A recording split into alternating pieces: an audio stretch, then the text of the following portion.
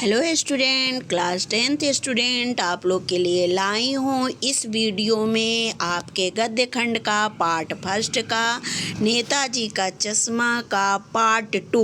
तो चलिए मैं पार्ट 2 आगे पढ़ाने चल रही हूँ, आप ध्यान से देखेंगे। यहाँ तक मैं पढ़ा दी थी कि देशभक्ति आजकल क्या मजाक की चीज़ होती जा रही है। इसके आगे सुनिए। दूसरी बार जब हवलदार साहब उधर से गुजरे तो उन्हें मूर्ति में कुछ अंतर दिखाई दिया। ध्यान से देखा तो पाया कि चश्मा दूसरा है। पहले मोटे फ्रेम वाला चौकोर चश्मा था, अब तार के फ्रेम वाला गोल चश्मा है। अब क्या देखे, दूसरी बार आए तो उस मूर्ति के चश्मा में उनको क्या दिखाई दिया? अंतर दिखाई दिया। पहली बार देखे तो चश्मा दूसरा था और दूसरी बार जब देखे तो चश्मा बदल चुका था, दूसरा चश्मा पहने थे। हवलदार साहब का कौतुक और बढ़ा। वाह भाई, क्या आइडिया है। मूर्ति कपड़े नहीं बदल सकती लेकिन चश्मा तो बदल ही सकती है। तीसरी बार फिर नया चश्मा। हवलदार साहब की आदत पड़ गई, हर बार कस्बे से गुजरते हर बार उनको क्या होता है, चश्मा कुछ बदला लगता है। किसी बार चौकोर फ्रेम वाला तो किसी बार गोल फ्रेम वाला। तो उनकी कौतुक क्या है, बढ़ती जाती और हर बार कौतुक बस क्या करते, उस चश्मे को देखते, उस मूर्ति को देखते जहाँ उस चौराहे पे रुकते और पान खाते और उस मूर्ति को ध्यान से देखने की उनकी क्या हो गई है, हवलदार साहब की आदत बन गई थी। एक दिन जब कौतूल दुर्दमनीय हो उठा तो पान वाले से ही पूछ लिया, क्यों भाई, क्या बात है? यह तुम्हारे नेताजी का चश्मा हर बार बदल कैसे जाता है? पान वाले के खुद के मुंह में पान ठूसा था। वह अब देखिए यहाँ क्या है, यहाँ ये पान वाले का रेखा चित्र होगा। क्या होगा कि वह एक मोटा और खुशमिजाज आदमी था।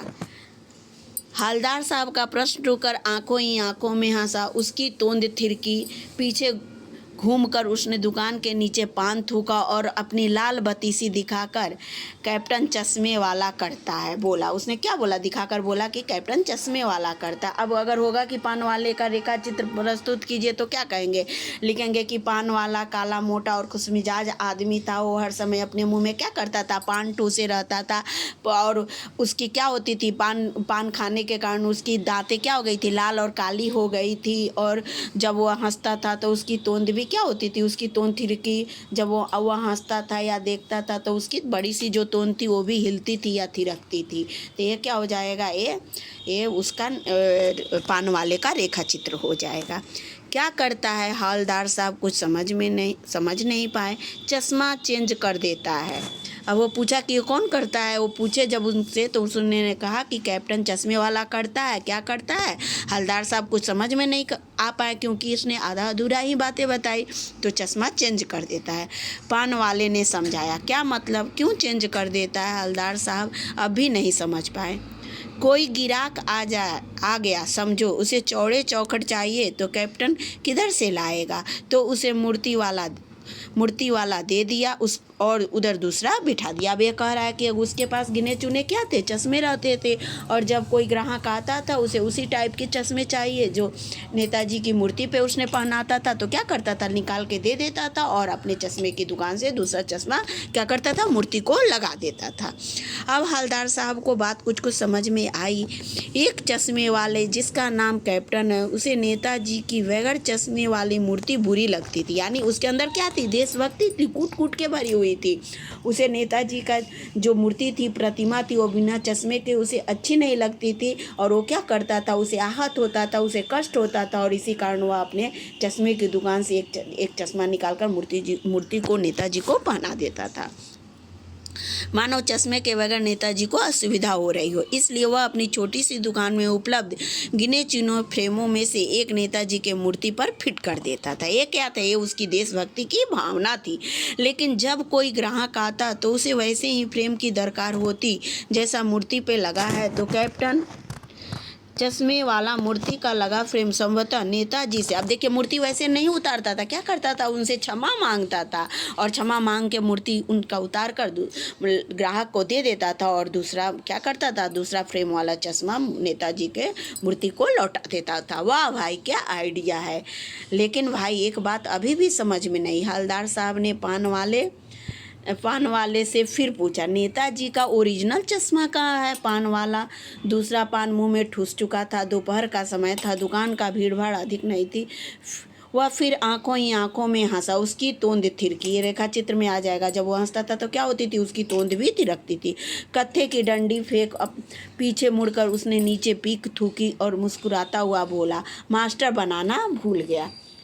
अब पूछे कि क्यों, मैंने जैसे कि वो संगमरमर के चश्मे क्यों नहीं बनी मूर्ति पे, तब उसने बताया कि जो मोतीलाल मास्टर थे, ड्राइंग मास्टर गांव के, वो बनाना भूल गए होंगे। पान वाले के लिए यह एक मज़ेदार बात थी, लेकिन हवलदार साहब के लिए चकित और द्रवित करने वाली। यानी यह ठीक ही सोच रहे थे। मूर्ति के नीचे लिखा था, मूर्तिकार मास्टर मोतीलाल।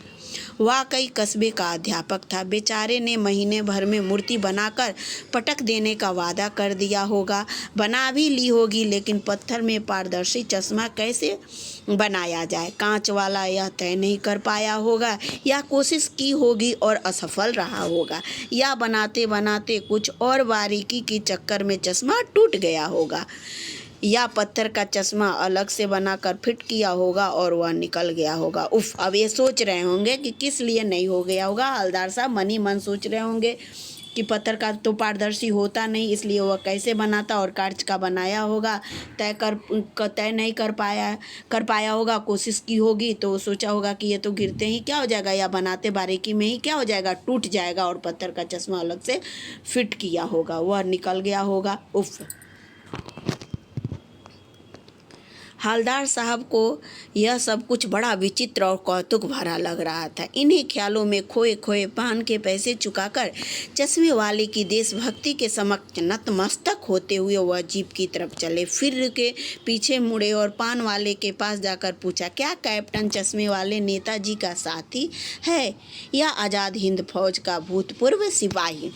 पान वाला नया पान खा रहा था। पान पकड़े अपने हाथ को मुंह के से 1.5 इंच दूर रोककर उसने हवलदार साहब को ध्यान से देखा, फिर अपनी काली बतीसी दिखाई और मुस्कुरा कर बोला, नहीं साहब, वो लंगड़ा क्या जाएगा फौज में, पागल है पागल, वो देखो वो आ रहा है। अब जब पूछे तो क्या किया, वो मजाक बना दिया। किसे? उस कैप्टन को, चश्मे वाले को। क्यों? क्योंकि वह विकलांग था, वो अपाहिज था, उसका एक पैर का क्या था, लंगड़ा था। अब उसको मजाक बना रहा है, उसकी देशभक्ति को नहीं देख रहा है। हवलदार साहब को पान वाले द्वारा एक देशभक्त का इस तरह मजाक उड़ाया जाना अच्छा नहीं लगा। मुड़कर देखा तो अवाक रह गए। बेहद बूढ़ा मरियल सा लंगड़ा आदमी, सिर पर गांधी टोपी और आंखों पर काला चश्मा लगाए, एक हाथ में छोटी सी संदूक और दूसरे हाथ में एक बांस पर टंगे बहुत से चश्मे लिए अभी अभी एक गली से निकला था और अब एक बंद दुकान के सहारे अपना बास टिका रहा था। तो इस बेचारे की दुकान भी नहीं, फेरी लगाता है। हवलदार साहब चक्कर में पड़ गए। जब उन्होंने कैप्टन को देखा, चश्मे वाले को देखा, तो अवाक रह गए, हैरान रह गए, आश्चर्यचकित रह गए। क्योंकि वह यह बेहद बूढ़ा और मरियल यानी पतला दुबला लंगड़ा सा था आदमी था, और सिर पर क्या था, गांधी टोपी था, और आंखों पर काला चश्मा लगाए हुआ था, और हाथ में एक छोटी सी संदूक की थी जिसमें वो क्या था, बंदूक चश्मा रखा हुआ था, और दूसरे हाथ में बांस पे टंगे हुए बहुत से चश्मे, और अभी अभी एक गली से निकला था। उसके पास यानी अपनी दुकान भी नहीं थी। वो क्या थी, वो बांस पे टंगे हुए दुकान खोमचे पे वो क्या करता था, बांस पे चश्मा लगाकर बेचता था, फेरी लगाता था। हवलदार साहब चक्कर में पड़ गए। पूछना चाहते थे, इसे कैप्टन क्यों कहते हैं, क्या यही इसका वास्तविक नाम है? लेकिन पान वाले ने साफ बता दिया कि अब वह इस बारे में और बात करने को तैयार नहीं है। अब क्या कुछ वो और पूछना चाहते थे हवलदार साहब कि क्यों इसे कैप्टन क्यों कहते हैं, लेकिन क्या पान वाले ने साफ मना कर दिया था और वो इस बारे में और कुछ अधिक बताने के लिए तैयार नहीं थे। उधर ड्राइवर भी क्या था, बेचैन था, और काम भी था। हवलदार साहब जीप में बैठकर चले गए। That's all. मैं यहाँ अब पार्ट 2 ख़त्म करती हूँ, फिर मिलती हूँ पार्ट 3 के साथ। इसके शेष पार्ट को पार्ट 3 में पढ़ाऊँगी। तब तक आप इसे अच्छे से पढ़ें और समझें। That's all.